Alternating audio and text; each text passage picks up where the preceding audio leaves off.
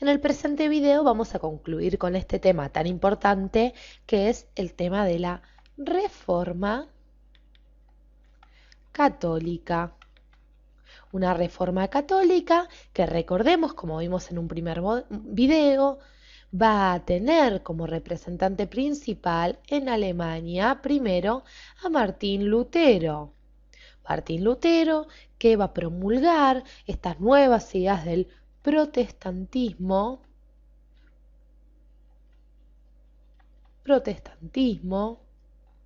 que entre algunas, como decíamos, los 4 principios principales, tenían una libre interpretación de las escrituras, no culto a la Virgen, que no haya un culto a los santos, no a la ostentación en los templos, no a la creencia en el purgatorio, etc. Muy bien. ¿Qué va a pasar con Martín Lutero?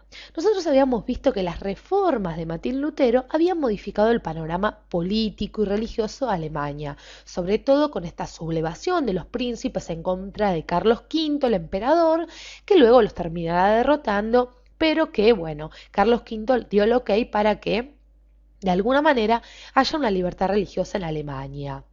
Pero también vamos a encontrar una segunda oleada o etapa de la reforma religiosa. Segunda etapa de esta reforma religiosa católica, ¿sí? Pero esta vez de la mano del francés Juan Calvino. Este señor que estamos viendo en la presente imagen. Juan Calvino lo ubicamos desde el año 1509 a 1561. Muy bien, entonces digamos que Calvino tomaría la misma bandera que tomó en su momento Martín Lutero. Podemos decir básicamente que Calvino va a llevar al máximo, las ideas de Martín Lutero. Las ideas de Lutero. Va a ser un apasionado del protestantismo, ¿sí? Va a ir a fondo con las ideas, creyendo o considerando al hombre como predestinado y sin libertad para elegir su salvación. Entonces, Calvino creía en un hombre predestinado. Es decir, su destino estaba escrito. Y como él decía, no tenía libertad para elegir su salvación, ¿sí? Ahora bien, en el año 1533 sucedería un hecho trascendental en Inglaterra. La Iglesia se va a separar de Roma definitivamente. Y ahora sí pasemos a nuestras siguientes imágenes, porque este señor tiene mucho que ver de lo que estamos hablando. El rey Enrique VIII de Inglaterra será el protagonista de este pequeño cuento o hecho histórico que les estoy relatando. Nosotros decíamos que en el año 1533 la Iglesia se separa de Roma. Se separa de Inglaterra, perdón. Se separa de Inglaterra definitivamente. La Iglesia de Roma, ¿sí? Los católicos. Ahora bien, nosotros decíamos, nombramos al rey Enrique VIII y tenemos que entender que fue un rey totalmente controversial e importante. Porque el rey Enrique VIII pretendía anular su matrimonio con Catalina de Aragón, pero la Iglesia se oponía. Entonces, quería divorciarse de Catalina de Aragón, su esposa de aquel entonces. Catalina de Aragón, con la cual ya tenía hijas, inclusive. Ahora bien, al no lograr su propósito, al ver que la Iglesia se opuso y no lo dejó anular, mejor dicho, su matrimonio, Enrique VIII va a ser astuto y va a promulgar la llamada Acta de Supremacía. Acta de Supremacía. Enrique VIII, como vemos, quería lograr su cometido a toda costa. Y gracias al acta de supremacía, él se convertía en jefe de la Iglesia de Inglaterra, creándose así la llamada Iglesia Anglicana. Entonces ponemos, gracias a ella se crea la Iglesia Anglicana.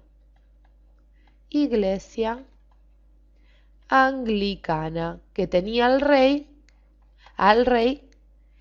en la cabeza, ¿sí? En el poder de esta iglesia. El rey era el jefe de la iglesia en Inglaterra, ahora también. Ahora bien, pasemos a nuestras siguientes imágenes porque les quiero hablar un poquito de la contrarreforma. Esta reforma que se dio en el seno de la iglesia. Contrarreforma. La contrarreforma podemos decir que es también un hecho muy relevante en el Estado moderno, en la edad moderna, mejor dicho. Una vez surgido el luteranismo, la Iglesia en Roma decide hacer varias reformas para poder organizarse nuevamente, sobre todo para poder limpiar su imagen. La Iglesia decide, luego de Lutero, volver a organizarse, ¿sí? Para que nos quede básicamente el concepto. Organizarse. Muy bien, pero ¿qué pasaba con esto? Desde 1545 hasta inclusive 1563, se va a formar lo que se conoció como Concilio de Trento. Concilio de Trento. Y les cuento que este Concilio de Trento tuvo 25 sesiones. Y en estas 25 sesiones se decidió reafirmar la doctrina tradicional de la Iglesia. Esto es, la salvación mediante la gracia divina, mediante la gracia divina, así como también la idea de que solo la Iglesia puede interpretar la revelación. Solo la Iglesia interpreta la revelación. Había un volver a las bases, ¿sí? Pero también se reafirman los 7 sacramentos. Los 7 sacramentos. Recordemos que para los protestantes tan solo valían 2, el bautismo y la Eucaristía.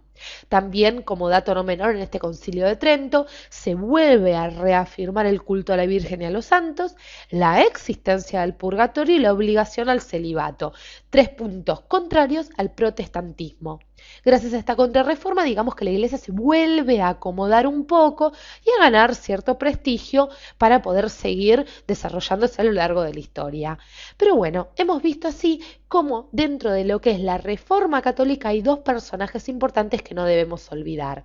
Tanto Martín Lutero, y ahora sí volvamos a nuestras imágenes principales, Martín Lutero, este señor que vemos aquí, como Juan Calvino, uno en Alemania, otro en Francia, y posteriormente vamos a ver a este señor, Enrique VIII, como uno de los reyes más interesantes, si se quiere, porque logra separar a su estado de la Iglesia de Roma y crea la Iglesia Anglicana, hecho sumamente relevante para la historia moderna. Los invito a que sigamos viendo juntos la historia moderna y posteriormente la historia contemporánea.